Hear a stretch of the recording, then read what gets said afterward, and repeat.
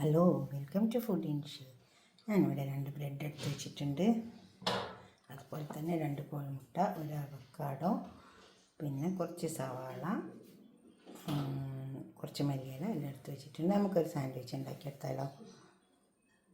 ആദ്യം ബ്രെഡ് ഒന്ന് ടോസ്റ്റ് ചെയ്യാം.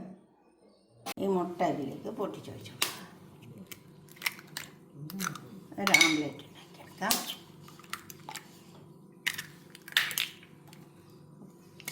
മുട്ട വെക്കാം, സവാള, ചുപ്പ്, ഇങ്ങനെ അടിച്ചെടുക്കാം.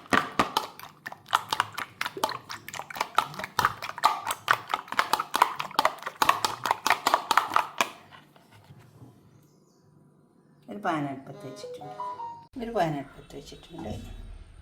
നമുക്ക് ബ്രെഡ് ടോസ്റ്റ് ചെയ്യാം. ബട്ടർ ഇട്ട് കൊടുക്കാം.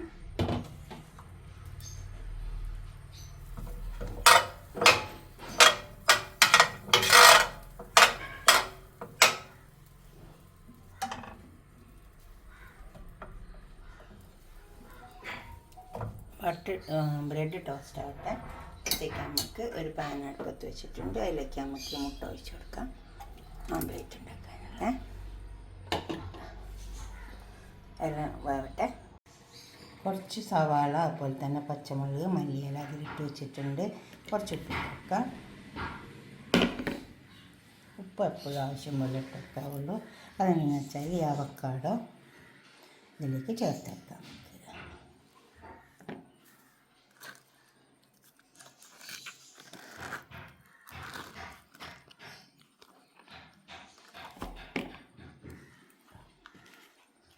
നന്നായി മാഷ് ചെയ്തെടുക്കാം.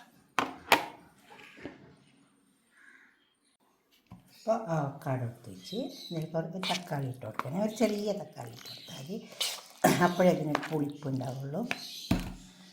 ബ്രെഡ് ടോസ്റ്റ് ചെയ്തിട്ടുണ്ട്. ഇതിലേക്ക് വെച്ച് കൊടുക്കാം.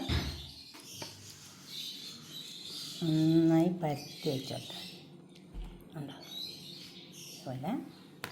അതുപോലെ ഈ മുട്ട ഇതിലേക്കും വെച്ച് കൊടുക്കാം. ഞാൻ ചെറിയതാക്കി പീസാക്കി വെച്ചതാണ്.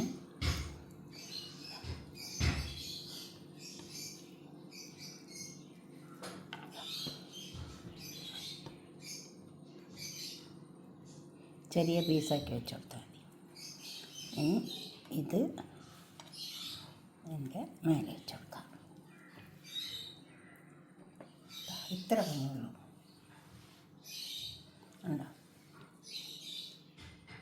ഇത്രേ പണിയുള്ളൂ. നമുക്കിതൊന്ന് കട്ട് ചെയ്ത് വെക്കാം. ഈ രീതിയിലൊന്ന് കട്ട് ചെയ്തെടുക്കാം.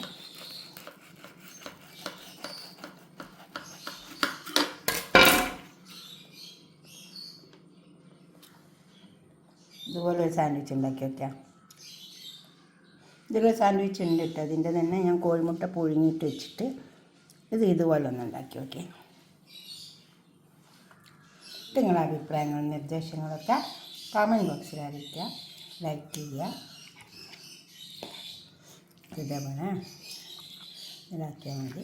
ഇത് വെറുതെ തന്നെ കഴിക്കാൻ ടേസ്റ്റ് ഉണ്ടാവും. കണ്ടോ,